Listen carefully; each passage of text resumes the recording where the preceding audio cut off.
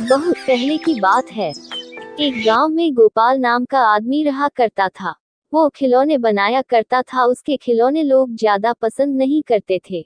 गोपाल रोज नए खिलौने बनाता और बाजार जाकर खिलौने बेचता, मगर बड़ी मुश्किल से गोपाल एक खिलौना बेच पाता था। गोपाल का पड़ोसी जीवन उसके पास आकर कहा, अरे गोपाल, आज तो तुम्हारे खिलौने वैसे के वैसे ही है। हाँ जीवन भाई, मेरे खिलौने बिक ही नहीं रहे हैं। अरे गोपाल भाई, मैंने ही तुम्हारे खिलौने ले लिए होते, मगर मेरा धंधा आज कुछ खास नहीं चला, नहीं तो मैं तुमसे खिलौने जरूर खरीद लेता। जीवन भाई, तुमने पूछा यही बहुत है मेरे लिए। चलो घर चलते हैं गोपाल। जीवन भाई, 2 दिन से कुछ खाया भी नहीं है। इस जालिम पेट के लिए कुछ ना कुछ तो बेचना पड़ेगा। हाँ भाई, तुम बेचो, मैं चलता हूँ। ऐसा कहकर जीवन चला गया। अब गोपाल खिलौने बेचने लगा। थोड़ी देर में एक औरत और बच्ची गोपाल के पास आकर पूछने लगी कि ये गुड़िया कितने की है? ये गुड़िया 20 रुपए की है बहन। घर जाने का समय हो गया है, कुछ कम करके खिलौने दे दो, अब घर जाने का समय हो गया है। खिलौने उतने अच्छे नहीं है। एक काम कीजिए, ये खिलौने 15 रुपए में ले लीजिए, इससे कम तो नहीं आएगा। नहीं भैया, ये खिलौना 10 रुपये में देना है तो दो, मैं इससे 1 रुपया भी ज्यादा नहीं दूंगी। ठीक है, ये लो गुड़िया। औरत ने 10 रुपये देकर वो खिलौना खरीदा और वहां से चली गई। गोपाल को दिन भर की कमाई में 10 रुपये ही मिले थे, इसलिए गोपाल थोड़ा नाराज था। गोपाल अपनी टोकरी उठाकर घर जाने के लिए जल्द निकलता है। शाम होने के कारण वह जंगल के रास्ते से घर जाने लगा। वो सोच रहा था कि सारे दिन का कमाई 10 रुपये है, भगवान क्या होगा। वह जंगल के रास्ते से घर कभी कभी जाया करता था, इसलिए उसे डर नहीं लगा। गोपाल एक पेड़ के नीचे से जा रहा था, तभी उसे किसी की आवाज सुनाई दी। गोपाल गोपाल गोपाल रास्ते में फिर से जाने लगा। गोपाल गोपाल। आवाज आई। कौन है?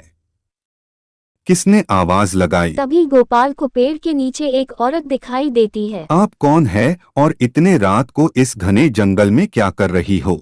मेरा नाम रानी है, मुझे मेरे घरवालों ने घर से बाहर निकाला है, इसीलिए मैं यहाँ बैठी हुई हूँ।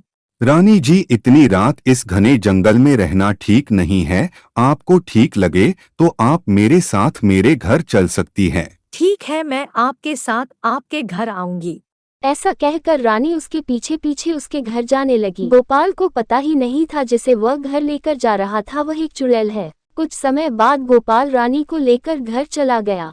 मेरे इस छोटी सी कुटिया में आप जहाँ चाहे वहाँ रह सकती हैं। इस घर में कुछ भी नहीं है। मैं आपको खाना भी नहीं दे सकता, क्योंकि 2 दिन से मेरा एक भी खिलौना नहीं बिका। सिर्फ एक ही खिलौना बिका है, उस 10 रुपए से चने लेकर आया हूँ। ऐसा कहकर रानी और गोपाल चने खाकर सो जाते हैं। रानी रात होने के कारण थोड़ी देर सोकर उठती है और वह अपने चुड़ैल के रूप में आ जाती है।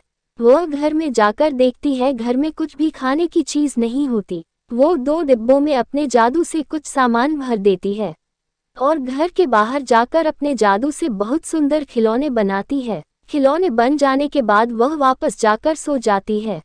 सुबह होने से पहले रानी गोपाल से पहले ही उठ जाती है। वह घर के सारे काम करने लगती है। थोड़ी देर में गोपाल उठता है। वह बाहर मिट्टी के खिलौने देख बहुत खुश हो जाता है। किसने इतने सुंदर खिलौने बनाए? मैंने तो आज तक इतने सुंदर खिलौने नहीं बनाए। गोपाल जी, खिलौने अच्छे लगे, मैंने बनाए हैं। बहुत सुंदर खिलौने हैं। रानी जी, इतने सुंदर खिलौने बनाना आपने कहाँ से सीखा है? गोपाल जी, मैं घर में खिलौने बनाया करती थी। चलो मैं इसे बाजार में बेचकर आता हूँ, तब तक तुम कहीं मत जाना। मैं यही रुकूंगी, आप चिंता मत कीजिए। ऐसा कहकर गोपाल खिलौने टोकरी में भर बाजार बेचने चला जाता है।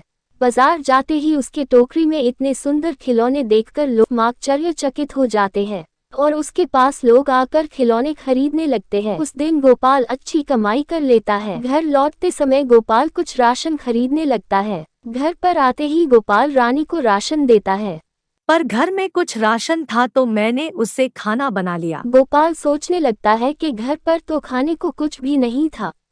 रानी गोपाल को ले जाकर डिब्बे में राशन दिखाती है। आप हाथ मुंह धो लीजिए, मैं खाना लगा देती हूँ। गोपाल खाना खाकर रानी के खाने की काफी तारीफ करता है। गोपाल के खाने के बाद रानी खाना खा लेती है। जीवन सुबह बाजार में गोपाल को नए नए खिलौने लाता देखकर कहता है, इतने सुंदर खिलौने गोपाल कहाँ से लाता है, जरूर दाल में कुछ काला है। और वह सोचने लगता है, और सोचता है कि इस बात का पता करना पड़ेगा। जीवन रात में गोपाल के घर के बाहर सो जाता है। आधी रात में जीवन को कुछ शब्द सुनाई देते हैं। जीवन गोपाल के घर में खिड़की से झांक कर देखता है कि एक चुड़ैल अपने जादू से नए नए खिलौने बना रही है। जीवन डर जाता है और वहां से भागकर अपने घर चला जाता है। सुबह वह देखता है कि गोपाल सुंदर खिलौने लेकर बाजार जा रहा है। जीवन गांव के सरपंच को सब कुछ बता देता है। सरपंच और गांव के लोग शिव बाबा के पास जाकर उस चुड़ैल के बारे में सब कुछ बता देते हैं। बाबा सबको लेकर गोपाल के घर जाते हैं और उस औरत को कहते हैं कि तुम कौन हो बताओ। वह औरत कहती है, मेरे ऊपर एक चुड़ैल का साया है। जिस दिन मेरी शादी होगी वह चुड़ैल मेरा शरीर त्याग देगी और मैं उस चुड़ैल से आजाद हो। बाबा और गांव के लोग उस औरत का विवाह गोपाल से कर देते हैं और वह औरत चुड़ैल की साया से आजाद हो जाती है और वो दोनों खुशी खुशी जीवन व्यतीत करने लगते।